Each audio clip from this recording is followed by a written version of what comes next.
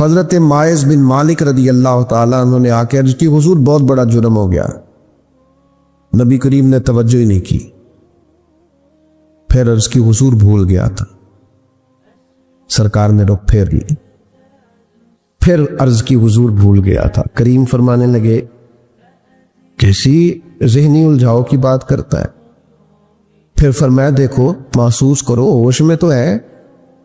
عرض کی حضور مہربانی کرتے یہ جو احساس ندامت ہے سونے نہیں دیتا. کرم نوازی کرے.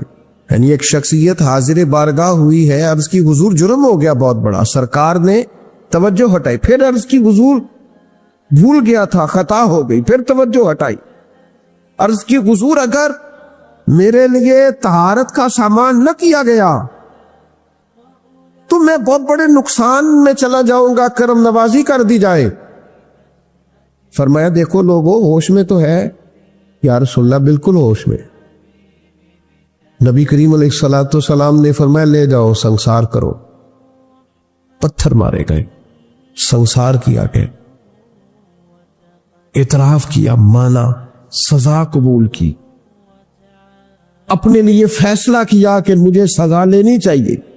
ان کا وصال ہوا. یہاں تک تو معاملہ ان کا تھا, لیکن اس اعتراف پر انعام یہ ملا کہ محبوب نے فرمایا غسل کفن کرو میں خود جنازہ پڑھاؤں گا. نبی رحمت علیہ السلام نے امامت فرمائی. یہ تدفین ہوئی. کسی شخص نے بعد میں کہا اس نے فلان جرم کیا ہے تو حضور فرمانے لگے چپ کر. تجھے پتہ ہے وہ کہاں ہے اس وقت؟ یا رسول اللہ کہاں ہے؟ فرمایا جنت کی نہروں میں غوطے لگا رہے ہیں. اور حضور فرمانے لگے اس بندے نے ایسی اعلیٰ توبہ کی ہے کہ اگر میں اپنی ساری امت میں اس کی توبہ ساری امت میں, فرمایا اس کی توبہ اگر قیامت تک آنے والے سارے امتیوں میں بانٹ دو تو اللہ سب کی بخشش فرما دے گا. اپنے ضمیر سے بوجھ اتارنا ہے. بندوں کے سامنے سرخرو نہیں ہونا, اللہ کے حضور ہونا ہے. توبہ کا مطلب ہے رب کی بارگاہ میں سرخرو ہونا, بندوں کے سامنے نہیں. ہمارا اصل مسئلہ احساس کا ہے, توبہ کا نہیں. جب تک اپنی غلطیوں کا بندہ محاسبہ نہیں کرتا, جب تک احساس پیدا نہیں کرتا, وہ محسوس نہیں کرتا کہ میں غلط ہوں, مجھے ٹھیک ہونا چاہیے, تب تک توبہ کا ہے. آپ دیکھیں نا صحابہ کرام کا مزاج کیا, چھوٹی چھوٹی چیزیں ہیں لیکن وہ دوڑ کے آتے ہیں, کہتے ہیں یا رسول اللہ غلطی ہو گئی, اور اپنے آپ کو پیش کرتے ہیں. ایک خاتون نے آ کے پیش نہیں کیا کہ یا رسول اللہ میرے پیٹ میں ناجائز بچہ ہے مجھے پاک کر دیں. کوئی پکڑ کے نہیں لایا, کسی نے آ کے اسے گرفتار نہیں کیا, مقدمہ نہیں کرایا, پرچہ نہیں درج کرایا, 14 دن کے ریمانڈ کے بعد نہیں مانی, خود آئی اور آ کے کہا حضور میرے سے غلطی ہو گئی ہے مجھے معاف کر دیں. تو رسول پاک صلی اللہ تعالی علیہ وسلم نے بچے کی ولادت کے بعد اسے دوبارہ بلایا, کہا بعد میں آنا. وہ آئی, اسے سنسار کیا گیا. تو جب کسی شخص نے کہا نا کہ یہ تو بڑی نفس کے ہاتھوں گرفتار عورت تھی اور کتنا بڑا جرم کیا, تو پھر حضور نے پتہ کیا فرمایا؟ فرمایا چپ کر جاؤ, تم نے گناہ دیکھا ہے, تم نے اس کا احساس نہیں دیکھا. توبہ رٹا لگانے کا نام تو نہیں نا, توبہ تو اللہ کو منانے کا نام ہے. ایک شخص اپنے گناہ چھوڑنے کا ارادہ ہی نہیں کر رہا اور وہ اپنی غلطی کو غلطی تسلیم ہی نہیں کر رہا, اور اپنی غلطیوں سے وہ پیچھے ہٹنے کو 2 قدم بھی تیار نہیں, تو توبہ کوئی رٹا لگانے کا نام تو نہیں. آپ توبہ طوطے کو رٹا دیں تو طوطا توبہ توبہ پکارتا رہے تو اس کو وہ چیز تو نہیں حاصل ہونے لگی. توبہ ایک بڑی خاص بات صوفیاء نے لکھی ہے, اگر آپ سمجھیں تو بڑا نفع دے گی. وہ کہتے ہیں جس طرح گھر چھوٹا بنانا ہو یا بڑا بنانا ہو, زمین تو درکار ہوتی ہے کہ نہیں؟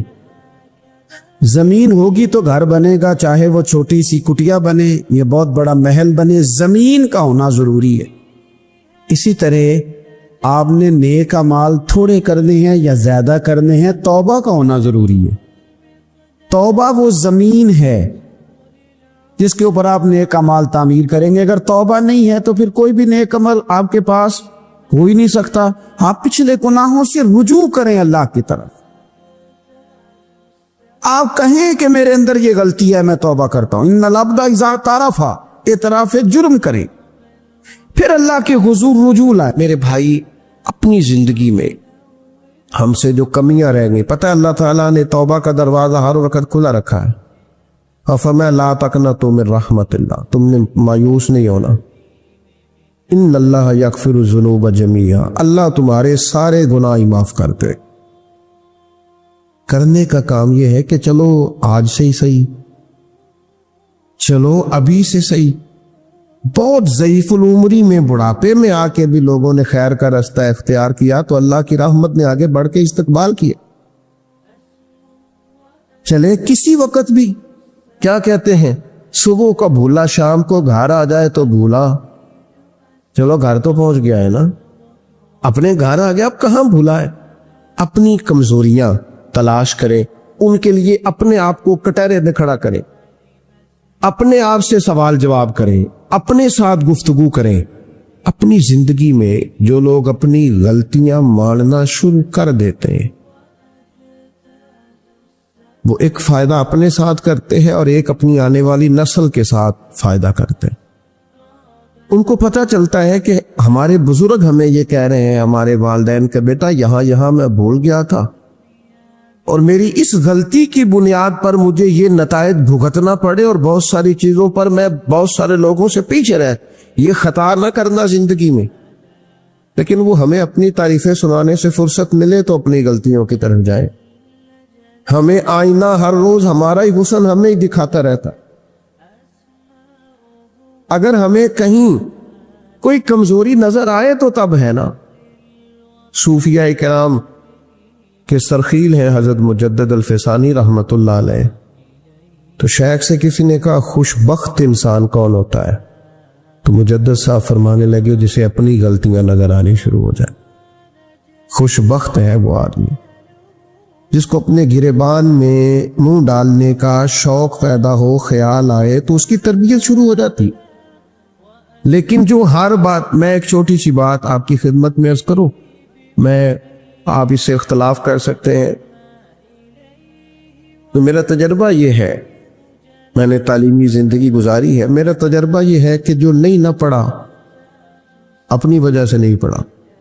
کہے بعد میں وہ کہ جی وہ خاندانی مسائل بڑے تھے، مجبوریاں بڑی تھی گھر کے، کہے جو جس نے کہنا ہے کہے، پر میں یہ بات ماننے کو تیار نہیں ہوں. اس لیے کہ میں نے اپنی زندگی میں دیکھا جنہوں نے پڑھنا تھا نا وہ پارٹ ٹائم جاب بھی کرتے تھے اور پڑھائی بھی کرتے تھے. وہ میں خود ہم دوست جایا کرتے تھے، اب تو میں نے کبھی یہ سنا بھی نہیں، لیکن یہ جو لوگ بڑی عمر کے ہیں انہیں پتہ ہوگا آدھی قیمت پر کتابیں مل جاتی تھی اور پھر اس کو جا کے دوبارہ بیچ کے آتے تھے، وہ پھر 25% قیمت ملتی تھی اس کی اگلے سال. تو اس طرح سے سمٹے ہوئے خرچوں میں اور اس طرح اخراجات کی کفایت شاری میں لوگ پھٹیوں پر بیٹھ کے پڑھتے رہے اور بہت ساری مائیں بستہ لے کے دینے کی پوزیشن میں نہیں ہوتی تھی. تکیے کے غلاف میں پہنی ہوئی کتابیں اور 3 دوستوں نے مل کے ایک چٹائی خریدنے کا پلان بنا لیا، اس پر بیٹھے ہوئے اور پھر ایک دوات کے ساتھ 3 قلم اسی دیوات میں ڈبو کر وہ اپنا اپنا کام کرنے والے، اور ایک دوسرے پر اثار بھی کیا جا رہا ہے تو پین میں سیاہی بھرنے کا اثار کیا جا رہا ہے. کسی کو دی بھی جا رہی ہے تو کہا تھوڑی گاچی دے دو تاکہ میں بھی اپنی پھٹی کو صاف کر لوں. لیکن یہ پڑھتے پڑھتے لوگ چھوٹی کتابوں پہ پڑھتے پڑھتے انہوں نے بڑے بڑے انقلاب برپا کر دیے. ہم یہ دیکھتے رہے، اپنی کمزوریوں کی وجہ سے لوگ پیچھے رہ گئے جو رہ گئے، ورنہ جن لوگوں نے تھوڑی سی بھی توجہ کی اللہ تعالیٰ نے ان کی مدد فرمائی.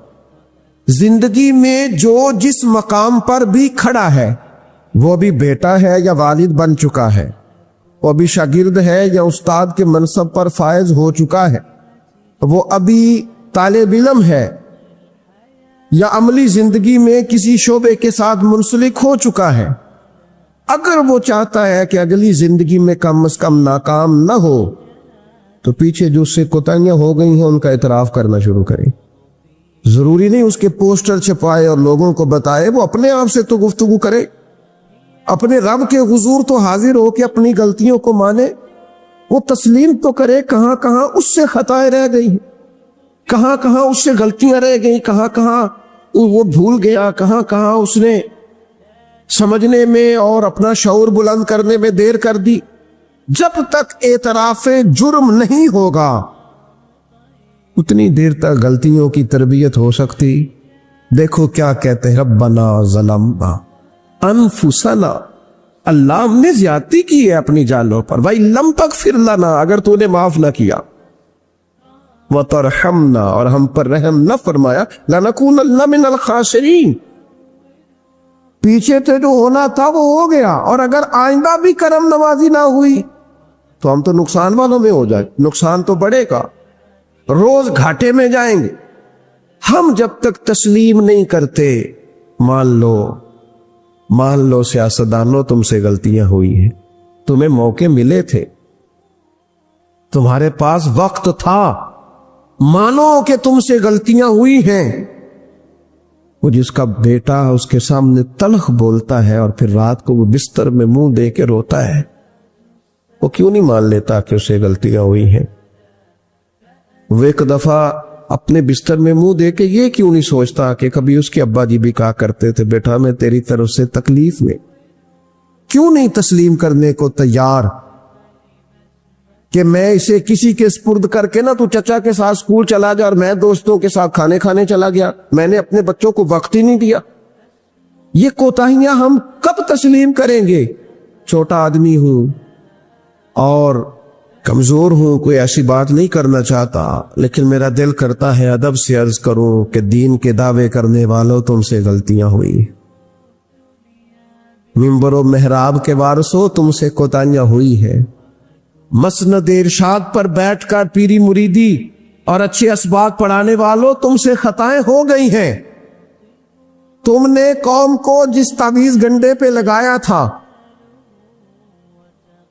تم نے قوم کو جو چیزیں خود سے سکھائی تھیں, تم نے کیوں نہیں بتایا کہ ہم تو ناقل ہیں, اللہ کے عاجز بندے ہیں, قرآن و سنت پڑھیں گے اور تمہیں سنا دیا کریں, ہم تو صرف ناقل ہیں, یہاں سے نقل کر کے تم تک پہنچانے والے, ہم تو تمہیں خیر بتائیں گے, اللہ کی بارگاہ کا رستہ دکھائیں. تم نے کیوں نہیں اس کو سمجھا؟ ہم اپنی کوتاہیاں کب قبول کریں گے؟ ساری غلطیاں سیاستدانوں کی تو نہیں ہوتی. پتا تھا ووٹر کو کہ یہ پہلے کس پارٹی میں تھا, اس کو پتا تھا کہ اس کا اعتبار نہیں ہے, خدا جانے جیت کے بھی کس پارٹی میں جائے گا, پتا تھا. تو کیا یہ کوئی دھندا ہے؟ کیا یہ کاروبار ہے؟ کیا آپ جانتے بوجھتے ہوئے اپنے ہاتھ سے زہر کھائیں اور بعد میں کہیں کہ میری انتڑیاں کٹ کے باہر آ رہی ہیں, تو جب کھایا تھا تو یہ تو ہوگا سارا کچھ.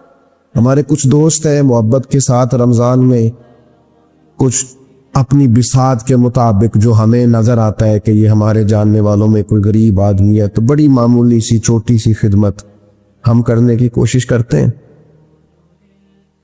تو میں یہ 1-2 دن پہلے عصر کی نماز کے لیے سیڑھیاں چڑھ رہا تھا مسجد کی, تو ایک بوڑھے نے مجھے آواز دے کے کہا حضرت جی السلام علیکم. اور پھر غریب آدمی تو وہ بات بھی کرتا ہے تو اس کے لفظ بھی کم تھے. میں نے کہا کہ آپ کیا کوئی پریشانی ہے؟ کہنے لگے وہ جڑا رمضان چ راشن لبدا ہے پہلے نہیں لب سکتا. تو میں ان کا بازو تھام کے ان کو کونے پہ لے گیا. میں نے کہا پریشان ہے. ان کے آنسو بے اختیار ٹپ کے کہنے لگے منڈے دی کل 40,000 تنخواہ ہے تو 34,000 گیس دا بل آ گئے. اب یہ ہے کہ اس کو مینج کرنا. اقبال نے کہا تھا تو خالق و مالک ہے مگر تیرے جہاں میں, اللہ کی بارگاہ میں کہا مالک تو قادر و عادل ہے مگر تیرے جہاں میں ہے تلخ بہت بندہ مزدور کے اوقات.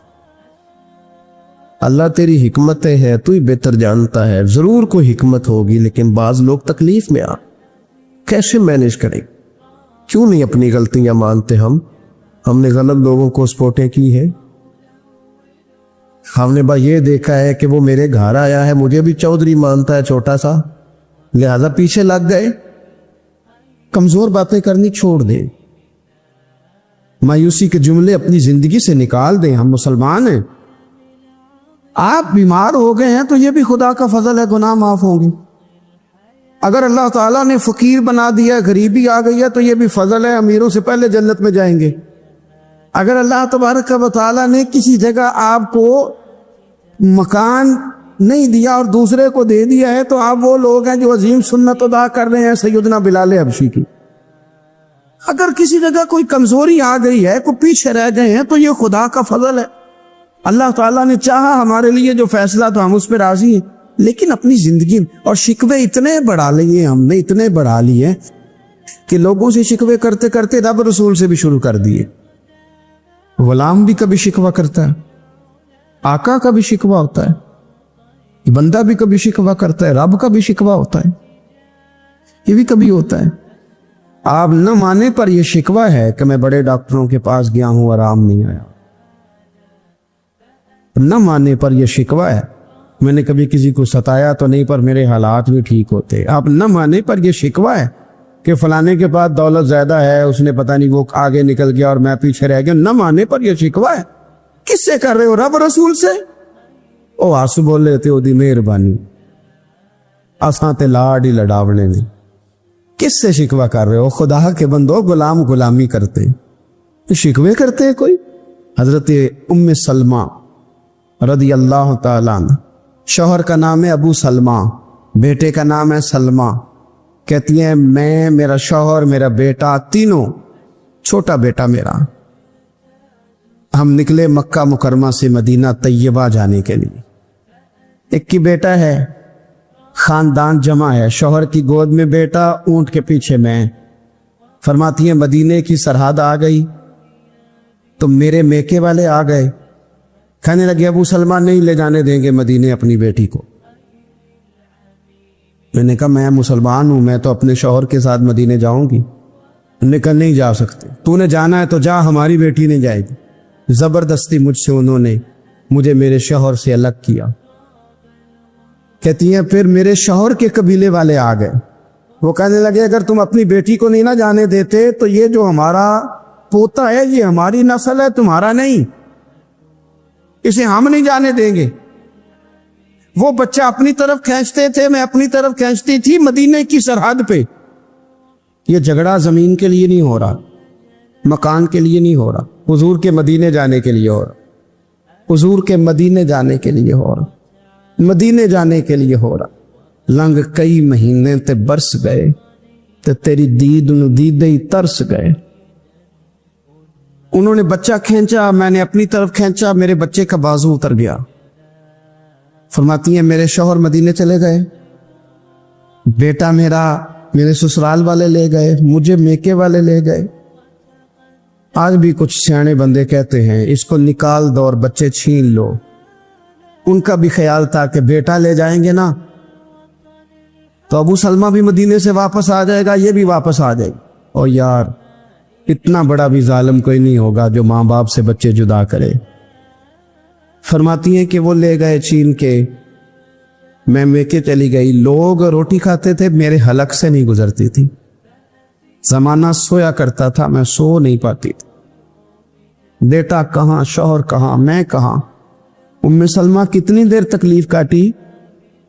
جناب ام سلمہ کہنے لگی لوگوں 1-2 دن نہیں پورا سال بیت گیا، پورا سال. پر جے سونا ہی میرے دکھ وچ راز، جے سونا ہی مارو بارو مینو مار مکاؤ میں کوئی عذر نہ پیش لے آواں، او جے سونا ہی میرے دکھ وچ راضی پھر سکھ نو چلے ڈاواں. فرمایا سال بیت گیا، لوگ صبح اٹھ کے کام کاج پہ لگ جاتے، کپڑے بدلتے، ڈیوٹیاں کرتے، اور میں سویرے اٹھ کے اس جگہ آ جاتی جہاں میرا شوہر اور میرا بیٹا بچھڑا تھا. میں سارا دن روتی، آہوزاری کرتی، حضور کے مدینے کی طرف منہ کر کے میں تڑپتی. سال بیت گیا، سال، ایک ہفتہ نہیں نکلتا بچوں کے بغیر. بڑے بڑے سیانے لوگ پردیس جاتے ہیں تو بچوں کی فوٹو دیکھ دیکھ کے روتے ہیں، لیکن کہتی ہیں ماں تھی، بیٹا بچھڑا اور پھر بیٹا بیمار ہو اور ماں سے جدا ہو، کتنی تکلیف کا منظر ہے. آپ فرماتی ہیں کہ 1 سال بیت گیا اور میں نے کسی کی منت نہیں کی، میں نے کوئی شکوہ نہیں کیا، اس لیے کہ جس حال میں رب و رسول رکھے. یہ حوصلہ، یہ صبر، یہ توانائی 1 سال کے بعد میرے چچا کا بیٹا میرے پاس سے گزرا، تڑپتے دیکھ کر کہنے لگا میری بہن تو سارا دن روتی رہتی ہے، تو میں نے کہا بھائی تمہیں کیا بتاؤں، اس کا شوہر چلا جائے، بیٹا جدا ہو جائے، وہ کیا کرے گی؟ فرماتے اس نے جا کے میرے باپ سے، اپنے والد سے، میرے خاندان والوں سے کہا اس کی سزا کب ختم ہوگی؟ اس غریبنی کا قصور یہ ہے کہ یہ مدینے والے کا کلمہ پڑھتی ہے، اس کی غلطی یہ ہے کہ یہ مسلمان ہو گئی ہے، دین حق قبول کر لیا، کیوں نہیں تم خیال کرتے؟ کہتے ان کے دل نرم ہوئے، وہ رضامند ہوئے مجھے مدینے جانے، پھر اس نے کوشش کی میرے سسرال پیغام بھیجے، کب بس کرو، اور بچہ تو چڑیا کا جدا ہو جائے تو وہ تڑپا کرتی ہے، اور تم نے ایک جیتی جاگتی ماں کا بیٹا جدا کیا ہے۔ وہ بھی نرم ہوئے، رب نے اسباب بنائے، میرا بیٹا مجھے ملا۔ کہنے لگے تو رہ جا، میں نے کہا نہیں، تم مسلمان نہیں ہو، تمہیں پتہ نہیں نا، میں یہاں نہیں رہ سکتی، مجھے مدینہ ہی جانا ہے۔ اکیلی اتنا سفر، جنگلوں کا رستہ، پہاڑی رستہ طے کر لو گی؟ میں نے کہا میں کر لوں گی۔ جنوں ویک کے ٹھر دیاں اکھیاں نے تے جنوں ویک کے ٹھر دا سینہ ہے، ربا تیری ساری خدائی چ ایک کی تشہر مدینہ ہے۔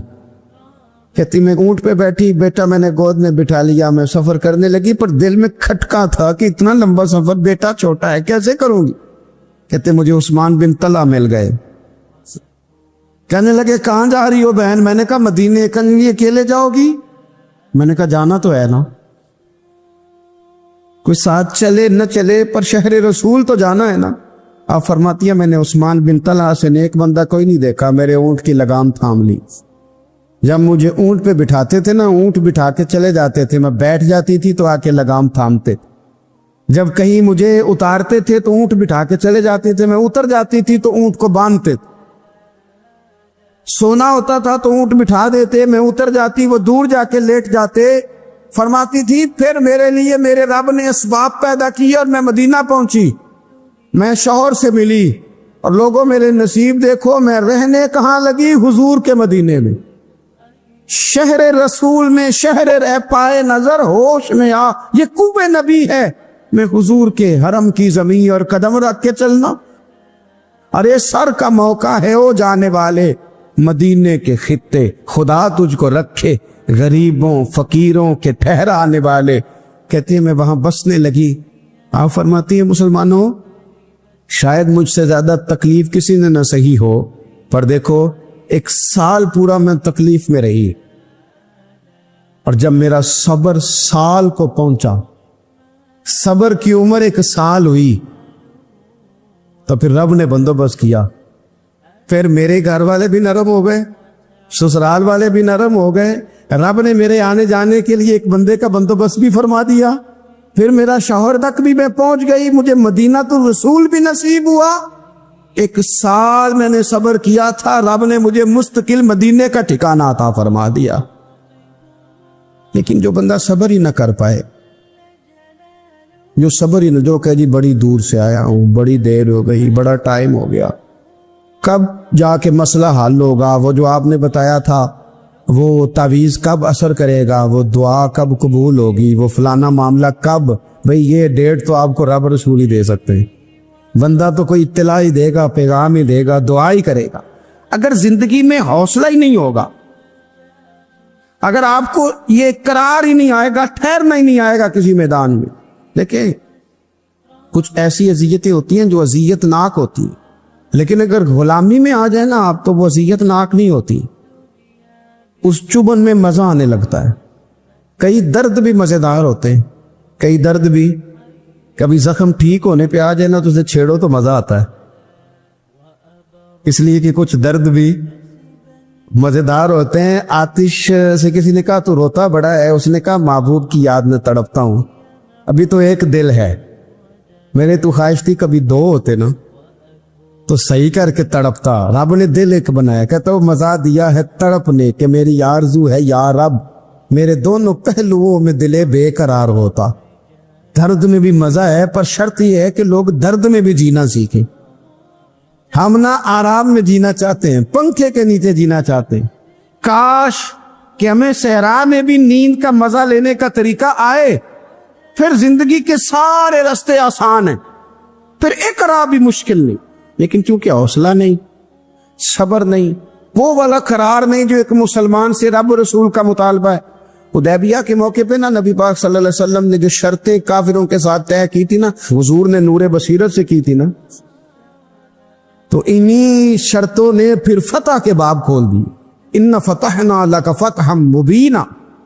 एक शर्त ये थी कि अगर कोई मुसलमान मदीने से मक्के आएगा तो मक्के वाले वापस नहीं करेंगे, रख लेंगे। फिर गौर करें, कोई मुसलमान अगर मदीने से मक्के आएगा तो मक्के वाले वापस नहीं करेंगे, और अगर कोई बंदा मुसलमान अपने आका की मर्जी के बगैर मुसलमान हो जाए और वहां से वो मदीने आएगा तो हुजूर पनाह नहीं देंगे।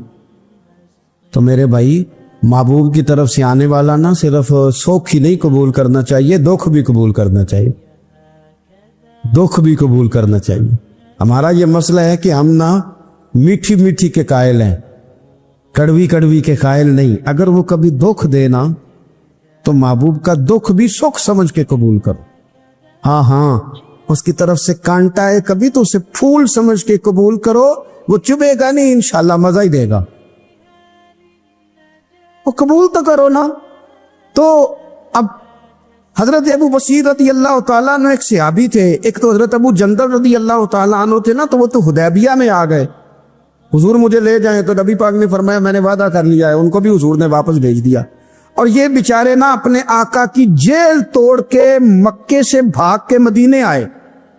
या रसूलल्लाह मुझे कबूल कर ले, मैं भाग आया हूं, वो बड़ा जुल्म करते हैं, मारते हैं, तकलीफ देते हैं। वो आए तो उधर से ना उसके मालिक ने एक दो बंदे भी भेज दिए रुका दे के कि या रसूलल्लाह आपका तो वादा था कि आप बंदा रखेंगे नहीं। ये आए और रुका भी आ गया। अब जरा मंजर को समझे। हमारा तो ये मसला है कि कहते हैं कि मेरी 99 बातें मानी है, एक नहीं मानी, लिहाजा मेरा ताल्लुक ही कोई नहीं।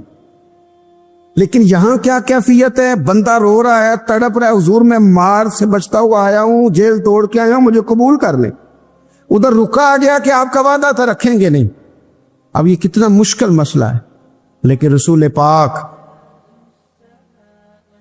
अलैहिस्सलातु सलाम ने फरमाया अबू बसीर मैंने वादा किया यार तुझे वापस जाना पड़ेगा। ओए होए, लोग तो कहते हैं ना कि वो पीर साहब ने कहा था तो मेरा काम नहीं हुआ, लिहाजा मेरी बैत ही गई, छुट्टी हो गई, माहौल ही बड़ा अजीब है। हुजूर ने फरमाया वापस जा, लेकिन जेकर यार दे नाम दा मिले मेणा, फिर उन्हों झोली पा लईए, मेणे नू पुंजे सुटीए ना। जेकर यार दे नाम दा, सामने वाले ने ताना समझ के दिया था पर यार के नाम का था ना, उसने कहा ला सही सोने के नाम का है ना, ताना हुआ तो क्या हुआ। जेकर यार दे नाम दा मिले मेणा, उन्हों झोली पा लईए पुंजे सुटीए ना। ते जेकर यार दे नाम दी मिले सूली, फिर झूठा झूठ लइए ते पिछा हटिए ना, झूठा झूठ लइए। अब लिखने वाले का भी अपना अंदाज है ना, कहता है ये भी मेरे लिए झूला ही है, ये भी आराम की जगह ही है। झूठा झूठ लइए ते पिछा हटिए ना। हजरत अबू बसीर रदी अल्लाह तआला अन्हु से हुजूर ने फरमाया वापस जाना है। क्या सोने ठीक है, कोई शिकवा नहीं, कोई गिला नहीं, ये भी मेरे महबूब का हुक्म ही है। और क्या बात है, मेरे नबी वादों के पक्के हैं। क्या बात है, हुजूर ने जो कहा करके दिखाया। कहते हैं मैं वापस जा रहा था, एक दो बंदे साथ थे, जब मदीने की हद गुजर गई ना, हुजूर ने तो कहा था ना मदीने में पनाह नहीं देनी, तो मैंने उससे कहा यार तलवार बड़ी सोनी है, जरा दिखाना। उसने दिखाई तो एक की मैंने गर्दन काट दी, दूसरा वैसे ही भाग गया।